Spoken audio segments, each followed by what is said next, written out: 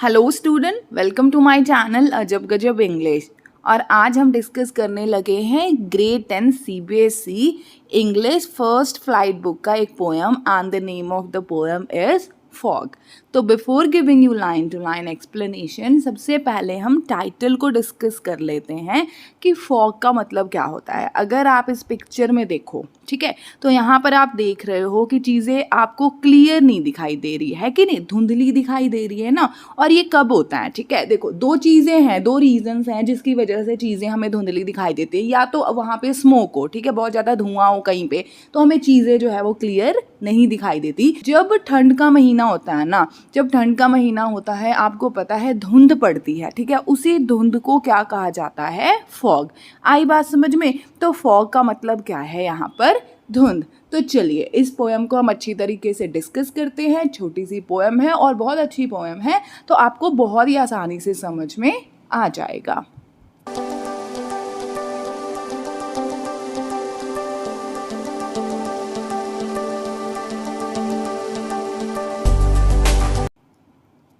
देखो, सबसे पहले इंट्रोडक्शन। आपको पता है कि जब भी हम कोई चीज़ करते हैं, ठीक है, चाहे वो पोएम है, चाहे राइटिंग का टॉपिक है, ग्रामर का टॉपिक है, ठीक है ना, तो उसके इंट्रोडक्शन की वो क्या है, किस चीज़ के बारे में है, ठीक है, वो जानना हमारे लिए ना सबसे ज़्यादा ज़रूरी होता है। तो याद रखना, ये जो पोएम है, ठीक है, इस पोएम में हमें पिक्चर बनाई गई है फॉग की।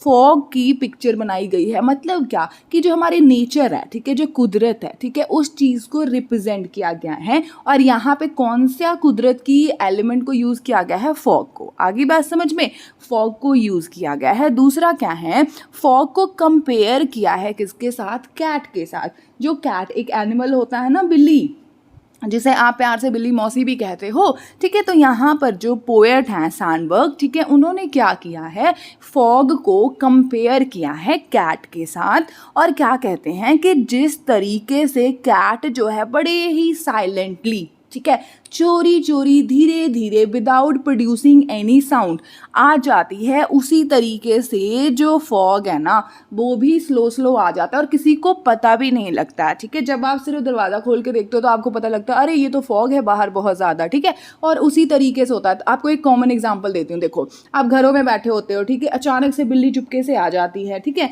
और वो क्या करती है, किचन में से सारा दूध जो होती है वो पी जाती है, हमें पता भी नहीं लगता होता है। क्यों? क्योंकि जो बिल्ली है ना बच्चे, जब वो आती है तो कोई भी साउंड प्रोड्यूस नहीं करती है।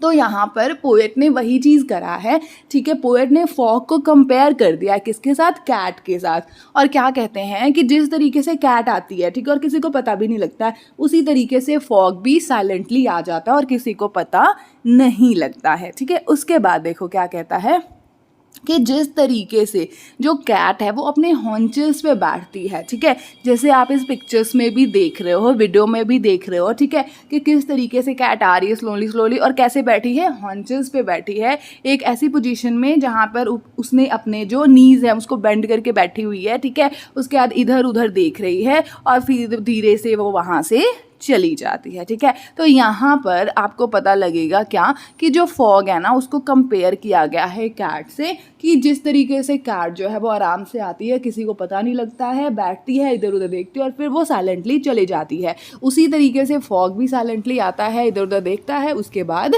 चला जाता है। और इस पर्टिकुलर पोएम में पर्सोनिफिकेशन यूज़ किया गया। पर्सोनिफिकेशन क्या होता है, पहले हम line to line poem discuss करते हैं, फिर लिटरेरी डिवाइस के टाइम पे बताऊँगी आपको, ठीक है।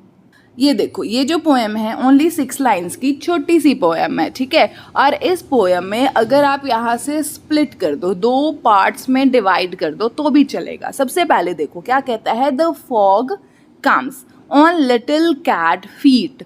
क्या मतलब हुआ कि जो फॉग है, ठीक है, कम्स, यहाँ पर देखो, यहाँ पर जो फॉग है उसको पर्सोनिफाई किया गया है। पर्सोनिफाई का मतलब क्या होता है, पर्सोनिफिकेशन होता है जब हम किसी नॉन ह्यूमन चीज़ को ह्यूमन के कैरेक्टर दे देते हैं ना, उसे बोलते हैं पर्सोनिफिकेशन। तो क्या कहता है कि फॉग आती है, आपको पता है फॉग के पैर थोड़ी लगेंगे वो आएगी, लेकिन हम उसे क्या कर रहे हैं, पर्सोनिफाई कर रहे हैं। तो क्या कहता है कि फॉग आती है, कैसे आती है, लिटिल कैट फीट। यहाँ पे कौन सी लिटरेरी डिवाइस यूज़ है, भाई मेटाफर यूज है।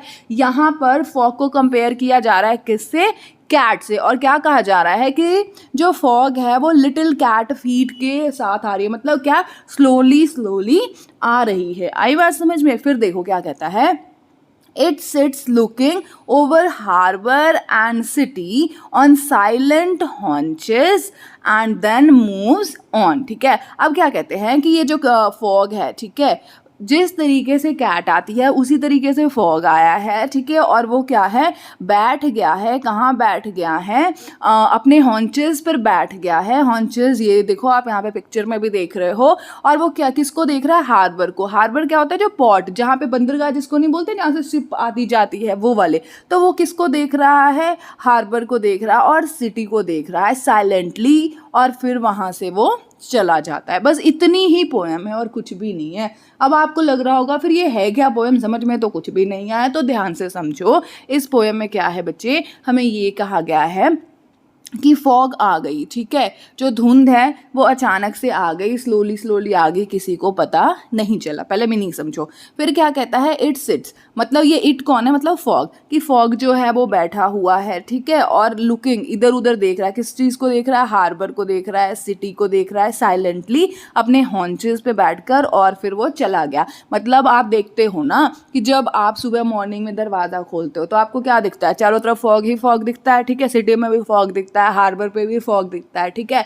उसके बाद थोड़े टाइम बाद जैसे ही सनशाइन हो जाता है, जो वेदर है वो थोड़ा बहुत चेंज हो जाता है, वो जो फॉग है वो क्या हो जाता है, डिसअपेयर हो जाता है।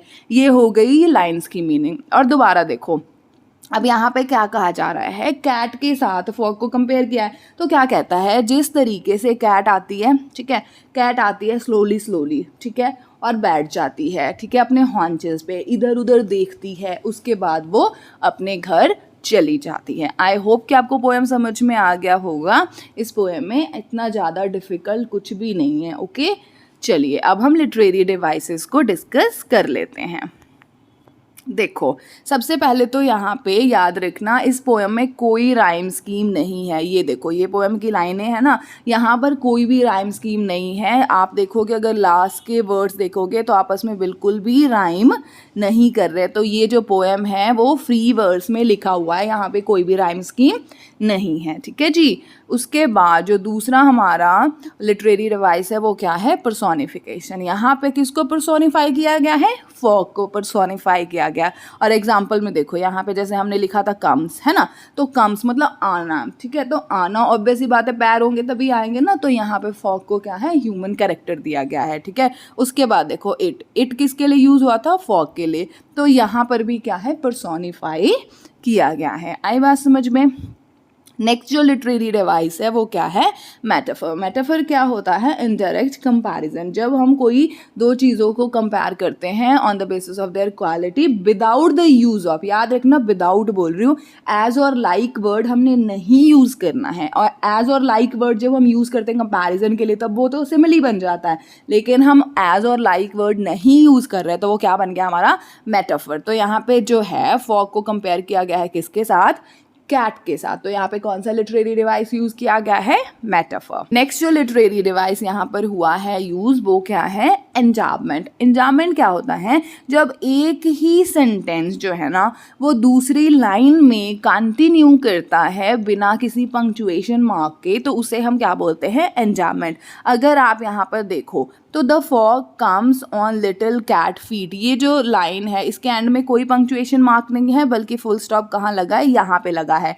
तो यहाँ पर ये जो सारा है वो क्या है, एंजाममेंट है, ठीक है। मतलब क्या, सेम जो सेंटेंस है वो कंटिन्यू कर रहा है दूसरी लाइन में बिना किसी पंक्चुएशन मार्क के, तो इस वजह से हम क्या बोलेंगे, यहाँ पे कौन सी लिटरेरी डिवाइस यूज करी गई है, एंजाममेंट। अगर आप नेक्स्ट में भी देखो, ये वाला जो है इसमें भी अगर देखो तो यहाँ पे क्या है, it sits looking over harbor and city on silent haunches and then moves on। अब यहाँ पर एक ही जो सेंटेंस है वो 4 लाइनों में कंटिन्यू कर रहा है कि नहीं कर रहा। और आप यहाँ पे देखो, कोई पंक्चुएशन मार्क है, बिल्कुल भी नहीं है। तो यहाँ पर भी कौन सा लिटरेरी डिवाइस यूज किया गया है, एंजाममेंट। आई होप कि आपको पोएम अच्छे से समझ में आ गया होगा, जितने भी डिफ़िकल्ट वर्ड मीनिंग हैं वो भी क्लियर हो गए होंगे और जितने भी लिटरेरी डिवाइस यूज़ करे गए हैं वो भी क्लियर हो गए होंगे। तो बच्चा पार्टी, एक चीज़ मैं आपसे बात करना चाहती थी, वो ये है कि अब आपको पता है कि आपके फाइनल एग्ज़ाम्स जो हैं वो बहुत ही ज़्यादा पास आने वाले हैं। तो इस वजह से हमने ये प्लान किया है कि हम 90 डेज़ की एक सीरीज़ स्टार्ट करेंगे जिसमें आपका फुल सिलेबस कवरेज होगा एज वेल एज़ आपका रिवीजन भी होगा। और हमारा सिर्फ और सिर्फ एक टारगेट होगा कि how to score 90% marks in board exam in 90 days only, English CBSE 2023।